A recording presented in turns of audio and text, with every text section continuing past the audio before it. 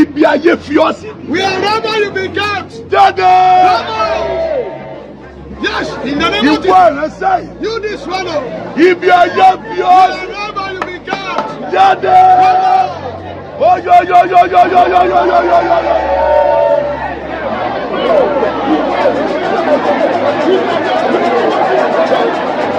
Masada Wadiaka.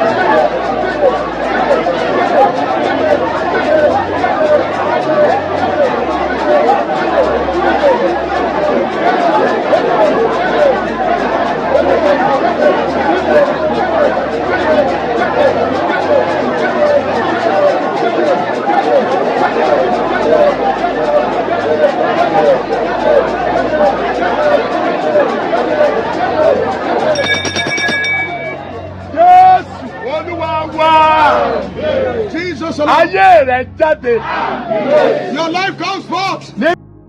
Welcome back to My Prophets TV. Please subscribe and turn on the notification bell. No quarrel. In the secret place where you've been kept.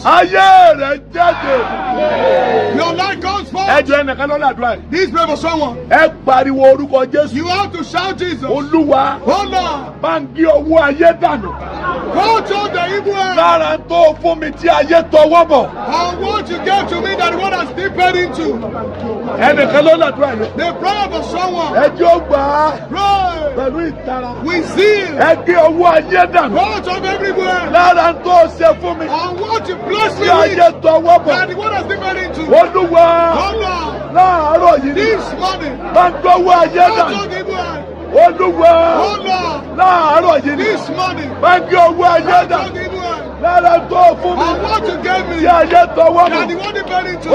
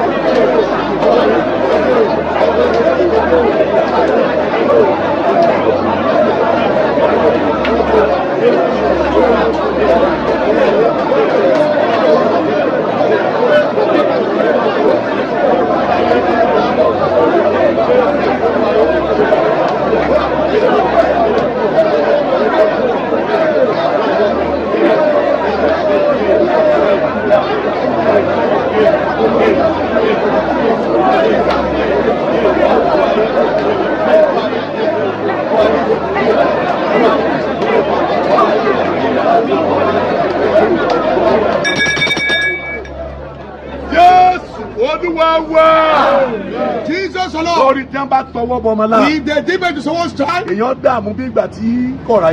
that person will struggle as if it's not existing. I want to declare May 21. 21 amen. Fire 21 ló ṣe. And 21 fire you say. Yamba tọwọ́ bọ ìyàwó. If they dip into someone's wife's Wọ́n fi body, dàyàn láàmú. they will use that to make the Yamba husband. tọwọ́ bọ kọ. If it is the husband, Wọ́n fi pọ́nyàn lójú. they will use it to afflict his Yamba wife. tọwọ́ bọ iṣẹ́. If it is someone's Wọ́n work, bàṣẹ they will jẹ́. destroy it. Yamba tọwọ́ bọ If àgọ́ they ara dip into èèyàn. someone's body, Wọ́n ju àgọ́ ara èèyàn they lẹ́nu. will torment the body. Gbogbo tí ayé tọwọ́ bọ̀ láyé rẹ̀. Whatever the one has dipped into your life, Gbogbo tí ọ̀tá tọwọ́ bọ̀. whatever the enemy has dipped into, Gbogbo tí òkùnkùn tọwọ́ bọ̀. whatever darkness has dipped into, Gbogbo tí àwọn ìka tọwọ́ whatever bọ̀. the wicked ones has dipped Àmì into, mọ́kànlélógún. 21 amen. Fáyà And mọ́kànlélógún. 21 fire. Mo rẹ́ idà Olúwa. I share the sword of the Lord. Mo rẹ́ idà Olúwa. I share the sword of the Mo Lord. rẹ́ idà Olúwa. I share the sword of the Lord. Yorùkọ In the Jésù. name of Jesus. Bí àmì bá If the lé. amen is stronger, Olúwa gé owó ẹyẹ náà.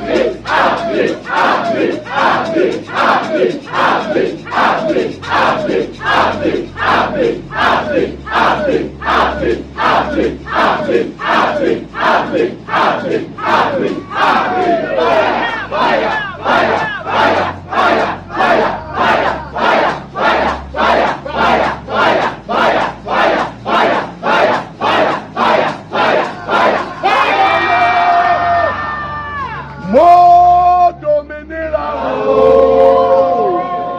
Nínú Jésù mo dominira tó ga.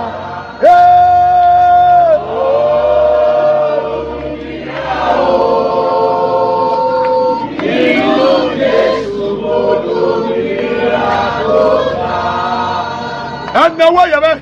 lift Ẹni your bẹ́ẹ̀ ló voice. lẹ́dúrà yìí. This brother someone, Olúwa oh Lord, sọ mí dòmìnira set me free lọ́wọ́ àwọn májàmú tó ń kílẹ̀mù mi. from the current claiming ownership in my life. Májàmú àjẹ́ ni o. Come the witchcraft, Ebèrè ni o. familiar spirit, Ògbóni ni o. Lord, Gbọ̀ngbájẹ́ ni o. Mame, Tòtùrùkọ́ ni o. fraternity, Ti èkú ìdílé ni o. that of the cause of the family, Òsàdílé ni o. that of family Yàlálẹ̀ deity, ni o. that of progenitor, Tómi ni o. with water, Ẹ̀kẹ́ shout, Olúwa oh Lord, sọ mí di òmìnira set me free lọ́wọ́ àwọn májàmú tó ń from kílẹ̀mù the mi. current claiming ownership in my life. Nítorí orúkọ rẹ Because of your name, sọ mí dòmìnira. set me free. Ó yá.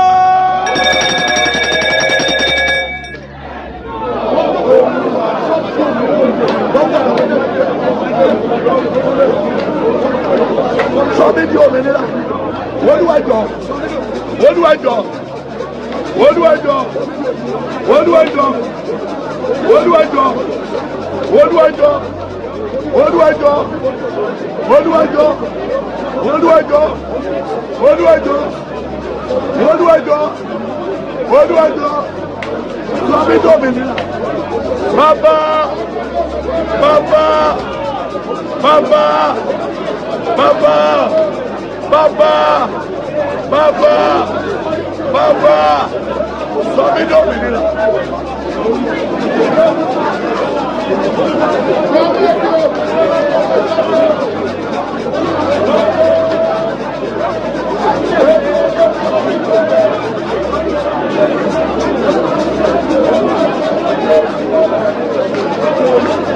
Sọ mí di òmìnira. Torí orúkọ rẹ. Nítorí orúkọ rẹ. Nítorí orúkọ rẹ.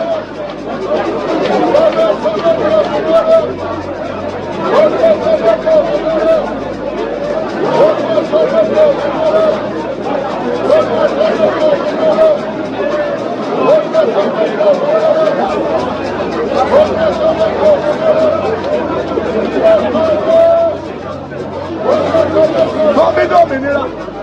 Bàbá. Bàbá. Bàbá. Bàbá.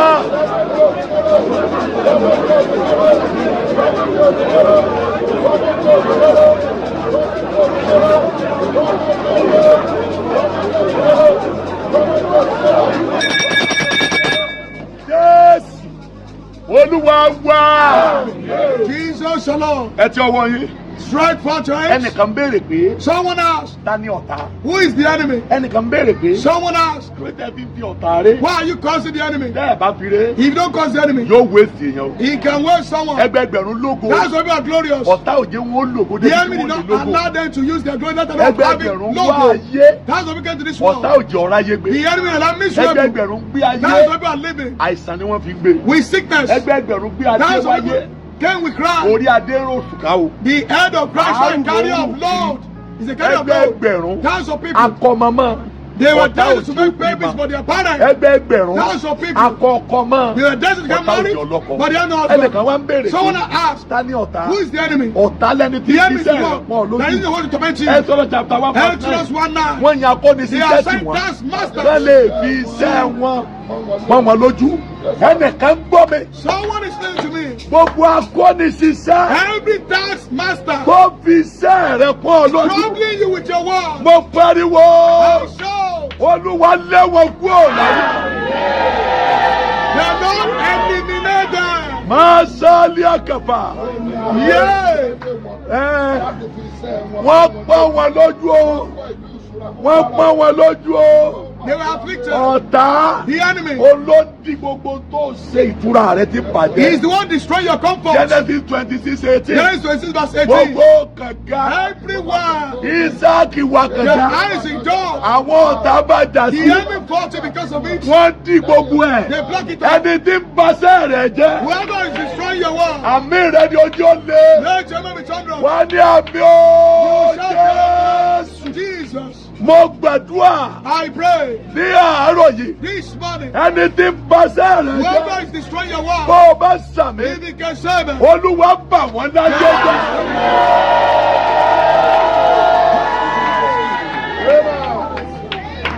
Ọ̀tá ló fẹ́ sí ọ níbi. the enemy wants to do you Kò evil. lè jẹ́ ẹni tó fẹ́ràn rẹ ló fẹ́ sí ọ He níbi. cannot love you Tó bá wishing ṣe evil. bí ọ̀rẹ́ If he's ọ̀tá ni. acting as a friend to your enemy, Genesis 31:29. Genesis 12 verse 29. Àná Jacob The father-in-law of Jacob said to ó him, wà ní ìkàwé I have what it takes láti to ṣe do you àti ọmọ tó bí. and his children. Ọbẹ̀ sí ọmọ tó bí. He wanted to do his children evil Ọbẹ̀ sí ọmọ ọmọ ẹ̀ and níbi. his grandchildren. Ọ̀tá lẹni tó fẹ́ sí ọ The enemy is níbi. going to do you evil. Mo pariwo. I shout, Ẹ wo bí àmì ti you are lé. never my thunderous. Ní orúkọ Jésù. In the name of Jesus, Gbogbo ẹni fẹ́ sí ọ níbi. whoever wants to do you evil, Bó ti wù kí wọ́n tó. no matter how many they are, Lónìí. today, Márùn Adáyà ní kèfà. yeah, Olúwa fi kú sí wọn lọ́wọ́.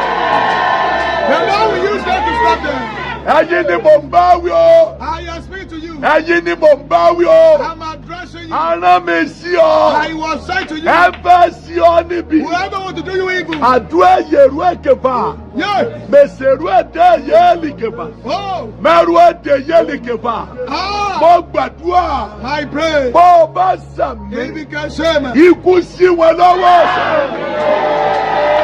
yes, stop them. Ọ̀gá. Master, Ọ̀tá. the enemy Lẹ́ni tó fẹ́ pa ọ lọ́mọ. is the one of the kill your children. Exodus chapter 1 verse 16. Exodus 1:16.